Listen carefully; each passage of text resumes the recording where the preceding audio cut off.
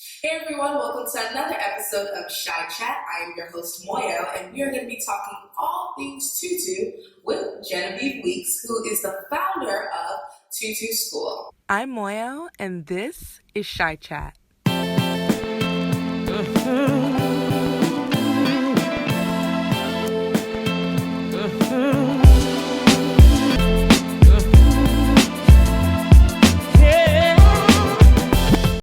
are you? I'm good. How are you? I'm excited because this place is so beautiful. Thank you. And if I was, I'm not going to say my age, but if I was much younger, I would want this to be my bedroom. Yeah. I love it. So, and when did you get started?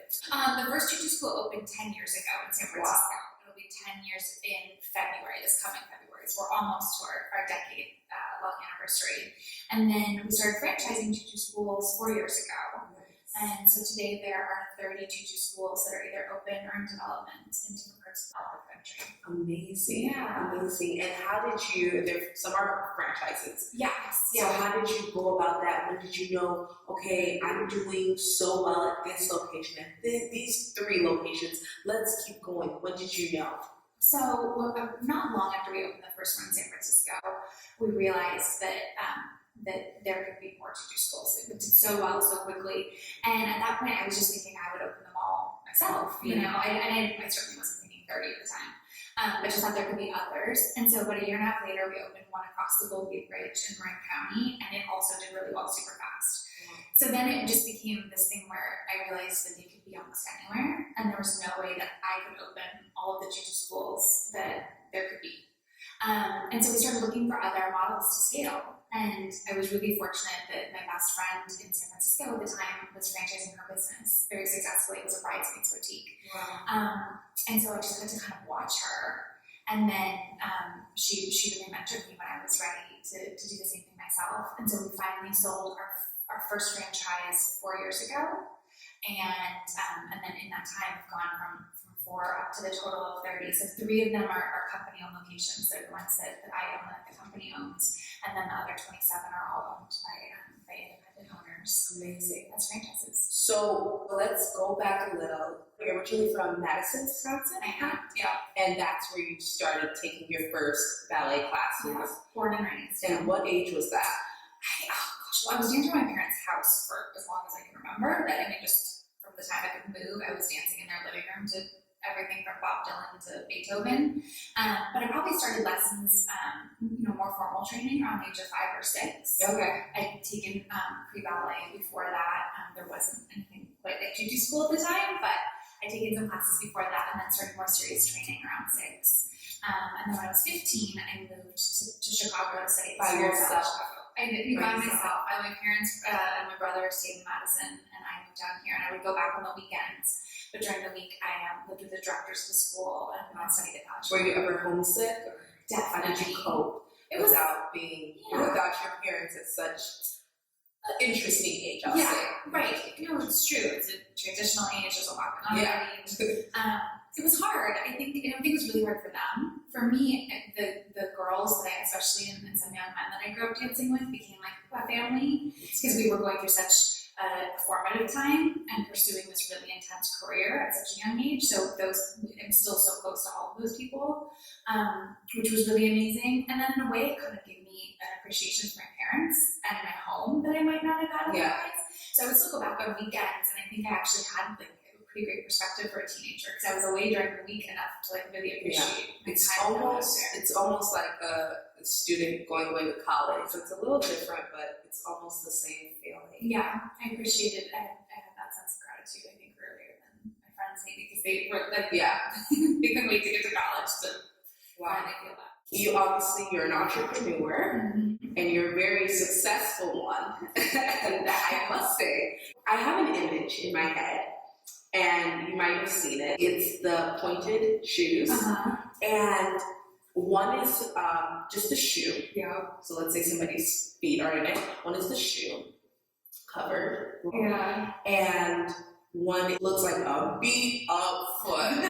I think what it's saying is, you look great on the outside, but people don't see the inside. People don't see the past. People don't see the hard work that gets covered up when you become successful and it's glamorous. So what are your thoughts on that image or that idea? Yeah, no, As an entrepreneur. I love that image. I do think that I think as far as that, how that relates to entrepreneurship, I think it's really true that I think you'll see a lot of times people who are sort of really interested in like the idea of the image of what they think it means to run their own business. And it's glamorous, it's easy, my own hours. Exactly. And I was sort of lucky in that my parents were entrepreneurs, and my mom especially, my dad ended up joining the company that she founded, and so I always grew up with a pretty clear sense of the reality. And she used to joke about the whole setting your own hours. She's like, yeah, it means you can choose if you're gonna like work at 3 a.m. on a Tuesday or 3 in the afternoon on a Sunday. Like those are the hours you get to set. And so I didn't grow up with at least not very many illusions about entrepreneurship. And I grew up with a really clear example of how hard you have to work to make it happen. But I also really did, clearly I think I must have fallen in love with the idea of it because of what I saw her doing. So I do think that it's something that I try and talk to people about though when they talk about starting their own companies or own businesses. It's like, okay, well, but you realize how much work this is going to be. It's not just an Instagram feed. People are not aware of that. What is the advantage of having franchises? I think the biggest advantage is that you're not reinventing the wheel and you're getting a community of support. So one of the first things I always suggest people do when they're talking to us about whether or not they should open a Tutu School is to reach out and contact other Tutu School owners, because I say this is the family and the community that you're joining. That's a big part of what you're getting. Sister school or something. Absolutely, and it's that support, because we say it's having your own business but not being on your own, or being in business for yourself but not by yourself. So you want to know what that crew is that you're joining and who's going to be supporting you and who you're going to be supporting in turn. And I really think that that's our most valuable asset is that you get to join that community. But also it certainly is the fact that this is a brand that we've been really intentional about building. So it's this balance of you get to be an entrepreneur, you get to have your own business, but you also have all the support of a brand that was really carefully crafted. And that's for you. Yeah. How do you go about the process finding the people? You actually kind of had that a lot of them find us. Okay. We and I'd say most of them. So, and what's been really great is that we've grown really organically, so that we haven't really gone out and had to seek out many franchisees.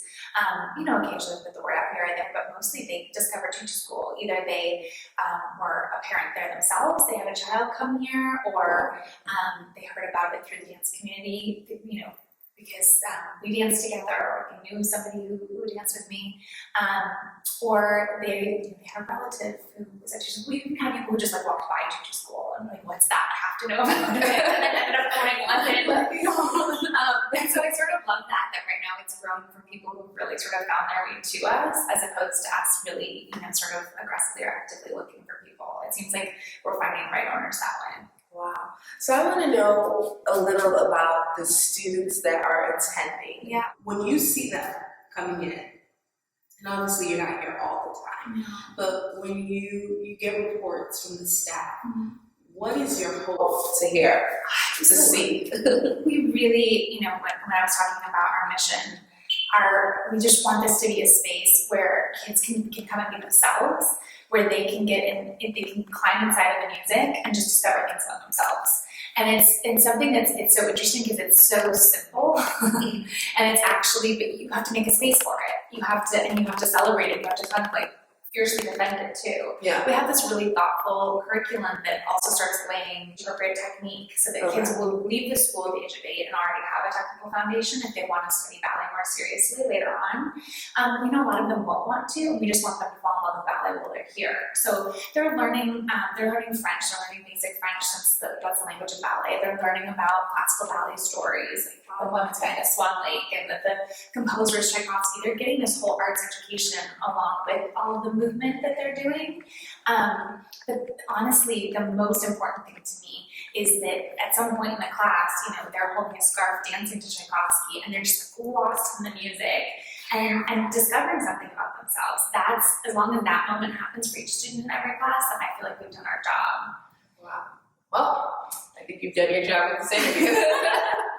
Well, thank you so much, Genevieve. It was a pleasure talking to you and learning about entrepreneurship and just your brand, your business. Thank you so much. I wish you best of luck and many more. 60. Thank you. Oh my goodness. Yeah, here we go. And thank you guys for watching this episode of Chi Chat. I'm your host, Moya, and I will see you guys next time.